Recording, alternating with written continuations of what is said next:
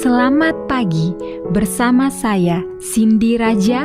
Mari kita awali pagi ini dengan semangat baru, motivasi hidup sehat dan inspirasi yang akan membawa kita lebih dekat kepada kebugaran fisik, mental dan spiritual. Perubahan kecil dalam hidup kita hari ini bisa menjadi langkah besar menuju umur panjang yang penuh kebahagiaan.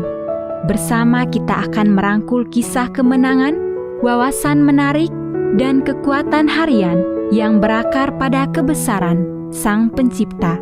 Tetap bersama kami di program Renungan Pagi, di mana setiap kata adalah dorongan untuk hari yang lebih baik. Kita mulai pagi ini dengan syukur dan harapan menuju hidup bugar selamanya. Ditulis oleh Kai Kusma bersama Pendeta Denny Kanajo. Selamat mendengarkan. Shalom, selamat pagi para pendengar yang diberkati oleh Tuhan dimanapun Anda berada saat ini.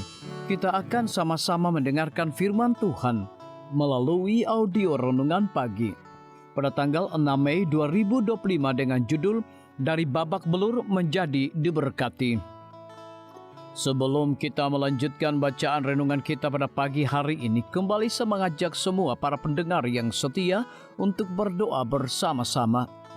Bapa kami yang bersemayam di dalam takhta kerajaan sorga, terpujilah nama-Mu ya Tuhan pada pagi hari ini. Sebelum kami melakukan segala aktivitas pelayanan dan pekerjaan kami sangat rindu untuk merenungkan kebenaran firman Tuhan. Kami butuh kuasa Roh Kudus-Mu, Tuhan curahkan kepada masing-masing kami. Terima kasih Tuhan Yesus, ampuni kami Bapa, karena kami sudah berdoa hanya di dalam nama Tuhan Yesus, Juru Selamat kami. Amin. Ayat inti kita terambil di dalam Galatia 2 ayat yang ke-20, demikian firman Tuhan. Namun aku hidup, tetapi bukan lagi aku sendiri yang hidup, melainkan Kristus yang hidup di dalam aku. Dan hidupku yang kuhidupi sekarang di dalam daging adalah hidup oleh iman dalam Anak Allah yang telah mengasihi aku dan menyerahkan dirinya untuk aku. Mari kita ikuti penjelasannya. Saat itu pukul 30 ketika saya tersentak bangun dari tempat tidur. Dengan sangat marah suami saya yang dalam keadaan mabuk melemparkan bayi perempuan kami ke tempat tidur bayi. Saat saya berlari untuk melihat apakah Becky baik-baik saja, saya merasakan kepala saya ditarik dari belakang melalui menarik rambut saya, dan saya benar-benar terbang melintasi ruangan. Saya bisa mendengar anak saya berteriak, sementara saya merasakan terjangan sepatu bot suami saya, pertama di wajah, lalu di perut, lengan dan kaki saya, sampai rasa sakitnya begitu hebat, sehingga saya tidak bisa lagi mendeteksi di bagian tubuh mana saja saya dipukul.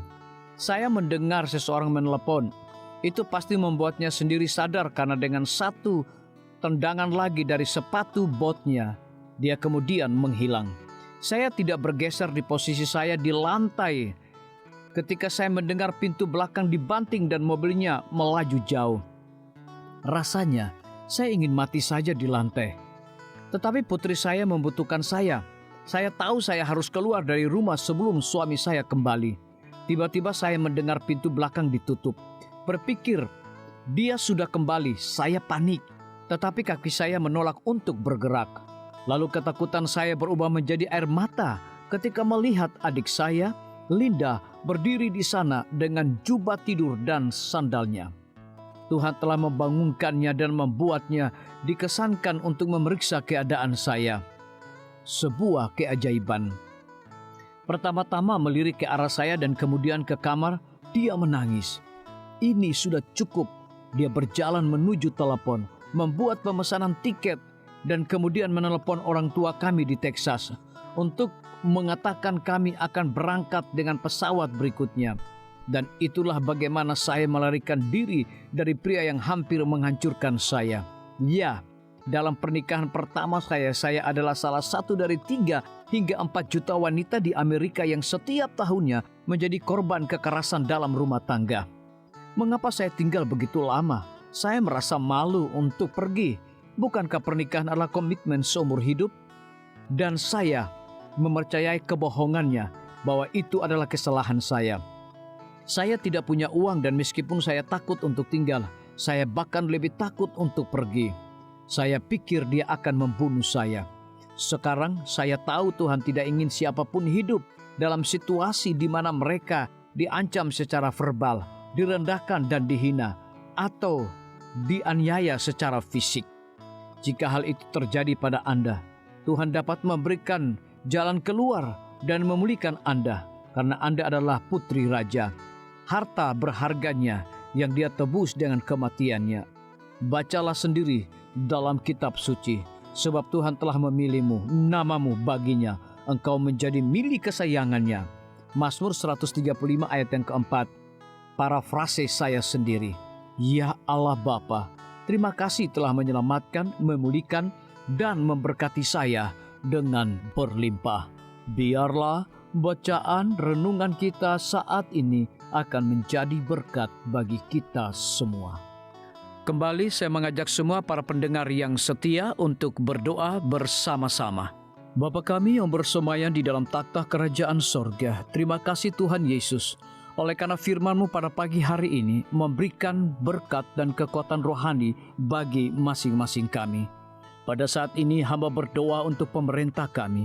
Tuhan memberkati Bapak Presiden bersama dengan wakil, para menteri dan seluruh stafnya, Bapak Gubernur bersama dengan wakil, Bapak Bupati bersama dengan wakil, Bapak Wali Kota bersama dengan wakil, camat dan seluruh stafnya, kepala desa, lurah, RT, RW, dimanapun mereka berada saat ini.